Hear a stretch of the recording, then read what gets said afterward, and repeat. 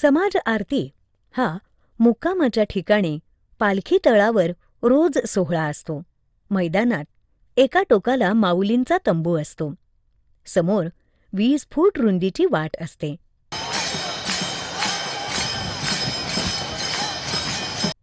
पालखी तळ मोठ्या मैदानावर असतो. वारीतले आणि जवळपासच्या गावचे वारकरी दाटीवाटीनं मैदानात शिस्तीनं बसलेले असतात. रथापुढच्या दिंड्या मैदानात नाचत गात प्रवेश करतात. वारकरी रथातून पालखी खांद्यावरून वाहून मिरवत मैदानात मध्यभागी आणून ठेवतात. सर्व आसमंत माऊलींच्या गजरानं दुमदुमत असतो. चोपदारांनी "हो" असं म्हटल्यावर क्षणात सर्वत्र शांतता होते. अंगावर रोमांच उभा करणारा एक विलक्षण अनुभव. आपण या क्षणांचा प्रत्यक्ष अनुभव घेऊया.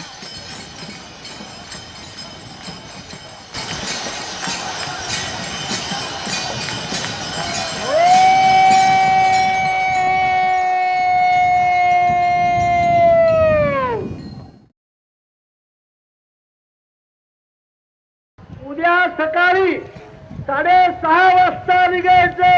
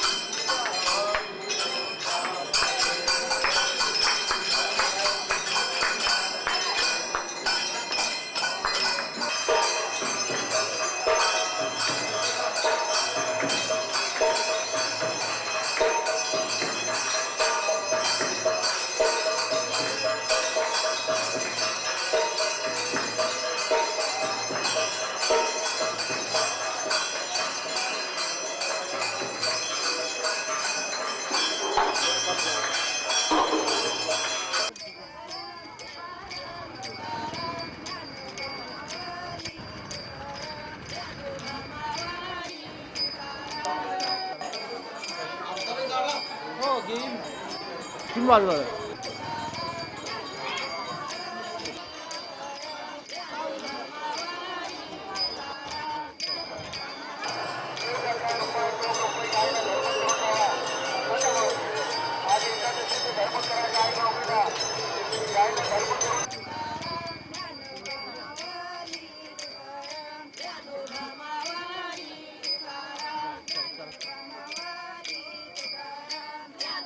पंढरपुरात विठू माऊलीचे चरण स्पर्शासाठी 30 तास आणि मुखदर्शनासाठी 5 तासांपेक्षा जास्त वेळ रांगेत उभं राहायला लागतं. वारकऱ्यांना शेताकडे पोहोचण्याची आता घाई झालेली असते. म्हणून चंद्रभागेत स्नान झाल्यावर विठू माऊलीच्या देवळाचं कळस दर्शन घेऊन वारकरी लगेच आपल्या गावाकडे जाण्यास निघतात. पंढरपूरची वारी हा विषय व्यापक आहे. वारीत 1000 वर्षांपासून पूर्वी सुरू असलेल्या सांस्कृतिक मूल्यांचं दर्शन आहे. वारीत संत विचारांचं दर्शन आहे. वारी म्हणजे व्यवस्थापनाचा आदर्श वस्तुपाठ आहे. वारकऱ्यांचं जीवन म्हणजे निसर्गाचं सान्निध्य आणि कमी गरजांवर जगणं हा पर्यावरण जपण्याचा मंत्र आहे. समानता, प्रामाणिकपणा, वागण्यातली पारदर्शकता आणि फळाची अपेक्षा न ठेवता भक्तिभावानं काम करणं, विश्वबंधुत्व जपणं असा विश्वसंदेश देण्याची क्षमता पंढरपूरच्या वारीत सामावली आहे. ज्या संस्कृतीसाठी आपला देश ओळखला जातो ती ओळख संत विचारातूनच उगम पावली आहे. आज विकास कल्पनांनी भारलेल्या विज्ञानाच्या या स्पर्धात्मक युगात या संकल्पनांना संत विचारांची जोड द्यायला पाहिजे. म्हणूनच गरज आहे पंढरपूर वारी परंपरेकडे डोळसपणे बघण्याची, त्याप्रमाणे वागण्याची आणि हे वैभव हा अनमोल ठेवा जपण्याची. एक गाव होतं. एका गावामध्ये मोठा सावकार होता.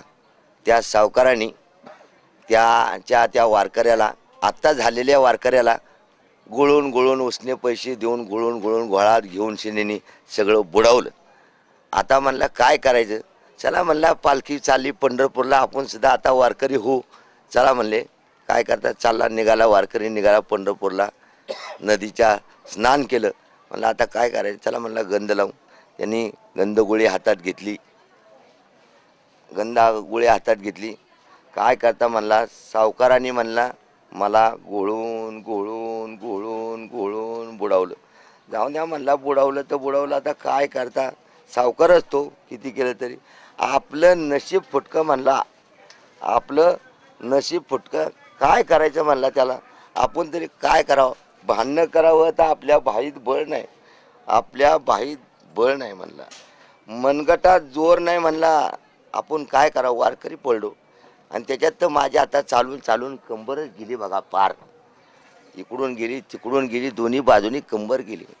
काय करता, बळत त्यांनी पार गाड्याला फास लावून मारलं नाही, एवढं बरं केलं. आता जाऊन द्या, आता शिंदीपासून बुडवायचं ठरवले, चला आपली वारी करू. हा विषय आता आपण सोडून देऊ इथेच, म्हणून ते सोडून द्यायला वारकरी झाला. कथेतला विनोदाचा भाग सोडून द्या. बहुसंख्य वारकरी, शेतकरी असे गरीब नाडलेले आहेत. आता लोक जागृत होतायत. परिस्थिती बदलतेय. शेतकरीही आता बदलतोय. शेतकरी आधुनिकतेकडे झुकत आहे. जागतिकीकरणामुळे शेती व्यवस्थापनामध्ये बदल करायला पाहिजे हे त्याच्या लक्षात आलं आहे. 16 दिवसात 365 तासात 260 किलोमीटर पायी चालत जात असताना त्याचं सगळं लक्ष आपल्या शेतीकडे आहे. जगाची वारी करून वर्षभर 365 दिवस आपला शेतीमाल जगातल्या वेगवेगळ्या बाजारपेठेत विकायचा आहे या वास्तवाचं त्याला भान आहे. आणि म्हणूनच दर्जेदार शेतीमाल तयार करण्याचा त्याचा प्रयत्न आहे. त्याचबरोबर वारी परंपरेकडे तो सकारात्मक वृत्तीनं पाहतो आहे. हेची दान देगा देवा, तुझा विसर न व्हावा. हे देवा, विठ्ठला, तुझा विसर मला कधीच पडू नये. हे एकच दान तू मला दे. मला धन दौलत नको, मला मोक्ष सुख नको. विठ्ठला, तुझी भक्ती हीच माझी मिळकत आहे. विठ्ठलाच्या भेटीला जाणाऱ्या लक्षावधी वारकऱ्यांच्या मनात हेच भाव असतात. संत संग सर्व काळ मिळू दे, त्यात खंड पडू देऊ नकोस, हे त्यांचं मागणं विठू माऊलींकडे असतं. वयोमानाप्रमाणे थकल्यानं आता पुढल्या वर्षी आपल्याकडून वारी होईल का नाही ह्या विचारानं तो केविलवाणा होतो. शेवटची वारी पाहतो. आता यायला तुझ्या लागली.